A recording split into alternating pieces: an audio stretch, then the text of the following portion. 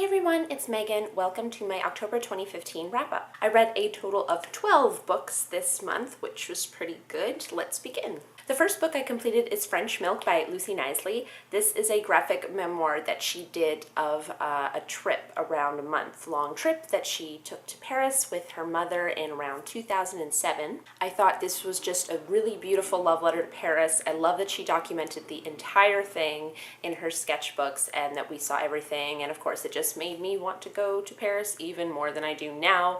I gave it a 5 out of 5 stars. Next up, I read Chicken with Plums by Marjane Satrapi. This is a graphic novel that she did. I believe it's the last of her work that I have had yet to read, and it is the story about a man who is completely obsessed with the sitar. He's a very well-known composer in that field, and then his wife breaks it and he dies. There's no huge spoiler alert there, that is what happens, but it is the story of how this happens. I thought it was okay. I thought it could have been a bit longer, but overall it was really good work by her, and I gave it a 4 out of 5 stars. Next up, I picked up Wonder by R.J. Palacio. This is a middle grade standalone about a boy who has a facial disfigurement, and it is the most beautiful story. I just loved it. So it's about a boy named August, and he has spent his entire life being rather sheltered by his parents because of his disfigurement, and he goes to school for the first time, and what follows is the most interesting year of his life. I just loved the beautiful writing and the way the characters' perspectives kept shifting around, and overall it was just such a beautiful, wonderful story. I highly recommend you pick it up, and obviously I gave it a 5 out of 5 stars. The next book I picked up was I Crawl Through It by A.S. King. This is the latest one that just came out around late October, and it follows the story of 5 to 6 teenagers. There's like 6 different perspectives throughout the book that it keeps changing around, and it's very magical realistic. I gave it a 3 out of 5 stars. It's not my favorite book by her that I've read. I saw somebody on the back call it a masterpiece, and I personally don't think so, because I was just left confused a lot of the time, and I don't know if the purpose of that is that I am meant to speculate what happens, like what's going on between the characters, but often there was so much magical realism, it was hard to define the line between reality and the magical realism. I also completed The Grim Grotto by Lemony Snicket. This is the 11th book in the series, and in this story, Violet, Klaus, and Sunny find themselves in a grotto. They find themselves, I believe it's the ocean, in a submarine, so this book is all aquatic themed, and it's pretty awesome. I gave this a 5 out of 5 stars because I really think that it's just getting better and better as the series goes on. Next, I picked up Everything Everything by Nicola Yoon. This has been getting a fair amount of attention on BookTube recently, well, since it came out in around September.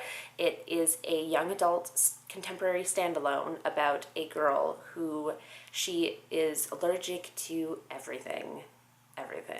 And she hasn't left her house in her entire 17-ish years of living, and yeah. A boy moves next door, things get a little complicated when she starts to fall in love.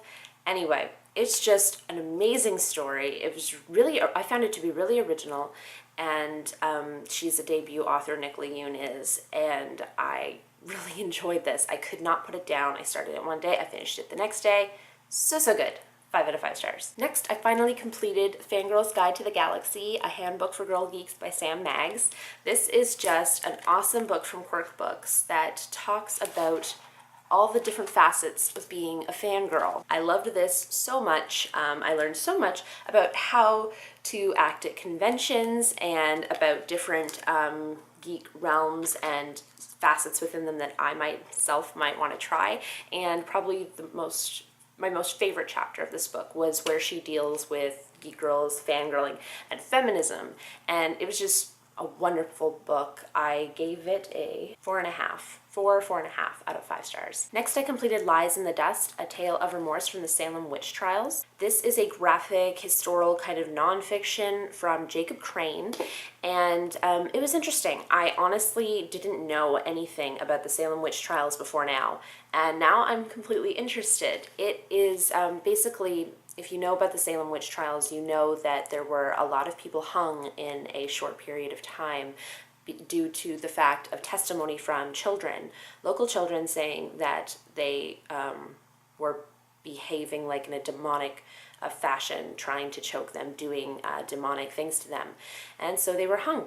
And one of the children felt remorseful enough to come forward to write this letter of apology to those people. And she was the only one who ever acknowledged that there were lies and that she was remorseful.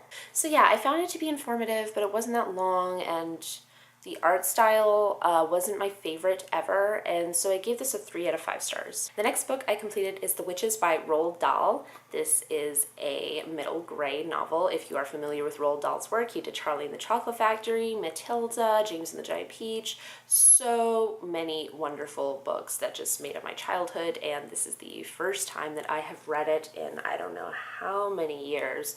I was a little kid, obviously, the last time that I read it. I listened to it on audiobook to get myself into the Halloween spirit of things. It was great. It follows a boy, and he is on holiday with his grandmother, and he overhears a plot from a legit group of witches to turn all the children of the world into mice. Needless to say, he has to foil this plot, and that is what the rest of the book does. And I realized it's not my favorite Dahl book. I know I'm saying this a lot in this video, it's not my favorite blank, but I just found it to be shorter, and I found that the main problem resolution was solved very easily, and so I gave this a 3 out of 5 stars. Next up, I finished The Grace Keepers by Kirsty Logan. This, oh my gosh, this book, it was so good. It was probably in the top 10 of the most beautifully written, beautiful descriptive words books that I have read this year. It follows 2 perspectives. One is Callanish. She is a grace keeper, meaning she lives in an island in the middle of nowhere, well, not really an island, just her house is in the middle of the ocean. And she performs funeral services for people who have died at sea, and she has graces, which are these birds that are kept in cages, and I think they are killed at the same time, or they're killed in the funeral process or something like that. And so it's a very isolated lifestyle, and not very prosperous either. She barely has enough food. She said in the book she has never known a full stomach in years. Or maybe that was North, the other character that is the perspective that we see.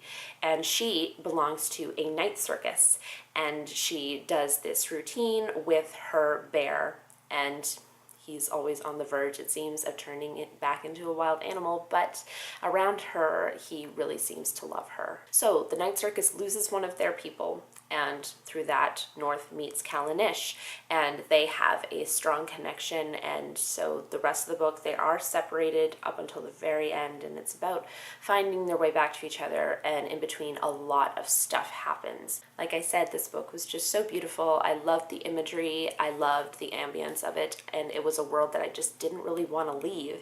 I gave it a 5 out of 5 stars. The next book I completed is Eat Yourself Calm, Ingredients and Recipes to Reduce the Stress in Your Life by Gil Paul.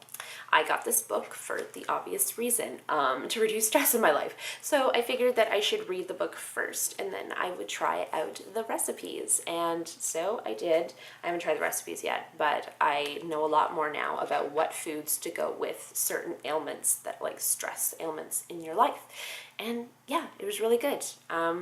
Probably the main complaint I have about these books that I'm reading is that they don't feel full enough or long enough, but I still really enjoyed this, and I gave it a 4 out of 5 stars. And the last book that I completed this month was Harriet the Spy by Louise Fitzhugh. This book, oh my gosh. I read this years ago for my children's literature course, and that was for the first time, so I was in my early 20s, and all I can say then and now is that I wish to God that I had picked this up when I was a kid, and specifically read it at the time of when Harriet is in this book, so around the age of 11 or 12, because I feel like I would have identified with her so much, and I would probably be a writer by now. I still want to write a lot, but now I'm writing papers these days, so if you don't know the story of Harriet the Spy by now, you should. It is a middle grade book about a preteen girl, and she's growing up in 1960s New York, and she spies on everybody. Literally, she has a route of people that she goes to check in with every single day, and she records their activities in her notebooks. She's constantly writing in her notebooks these observations. And one day, the school children, her peers, get a hold of one of her notebooks and read it, and chaos ensues. I found this to be even better the second time, and I really understand what people say about like the atmosphere that they feel when they read this. It really feels 1960s New York for a kid, and like growing up. And she's middle upper class, I would say, closer to upper class privilege, and just the different perspectives that we gain from the people that she interacts with and spies on. It was just wonderful. It was fascinating, and I loved it so much. I gave it a 4.5 out of 5 stars. Alrighty guys, that is it. That is the 12 books that I have read this month. Let me know in the comments below if you have read any of these books either. And I think that's it for this video today. I shall talk to you guys soon. I hope you have a great week. Thank you so much for watching. Bye everyone.